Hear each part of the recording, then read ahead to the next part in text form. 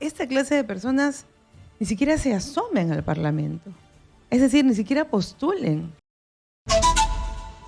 En la actualidad, los operadores políticos, por llamarlo así, no solamente están carentes de ética, de moral o de conocimientos, sino simplemente ocupan un cargo porque postularon y obviamente engañaron, sedujeron al electorado y hoy ocupan una curul. Y te salgo, Úrsula, el ejemplo de este Freddy Díaz Monago, que ha sido condenado por violación.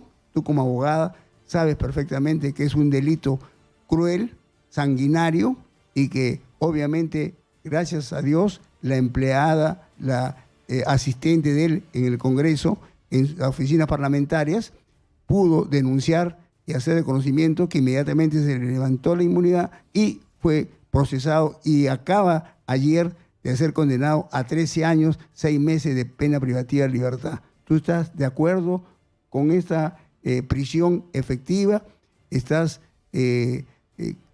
tu posición respecto a cómo era? Te lo digo por mi vivencia personal.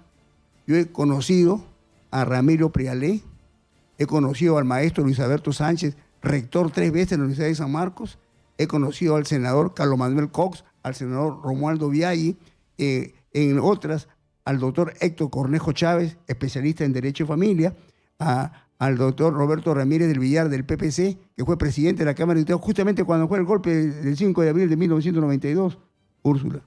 Estoy de acuerdo con la mayor pena a cualquier violador, pero no solo como abogada, sino como mujer. Así es. Como mujer, creo que es el delito más denigrante, humillante, asqueroso que puede existir, ¿no?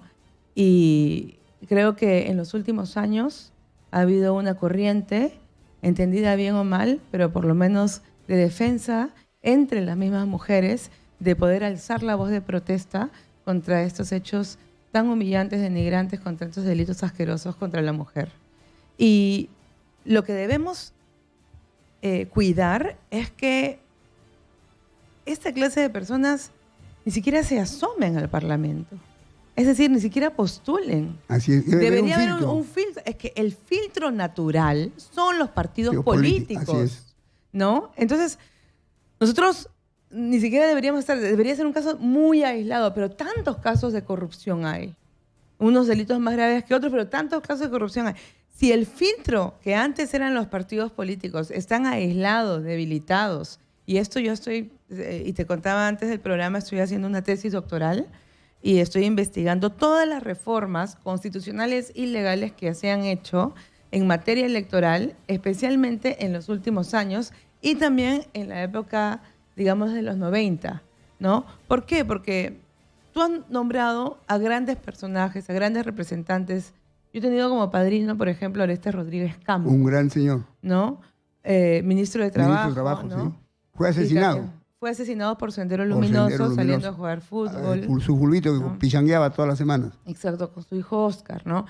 Entonces, yo veo y he visto los debates que se hacían en ese tiempo, y a mí que me encanta la oratoria, los discursos y el estudio de la ideología, ¿no? Y de la ideología de Ayala Torre también.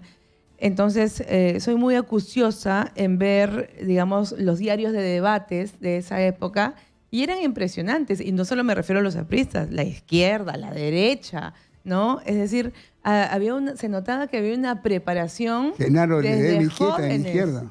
Exacto. Entonces yo decía, ¿desde cuándo se ha preparado a estas personas? Ya desde las familias, etcétera.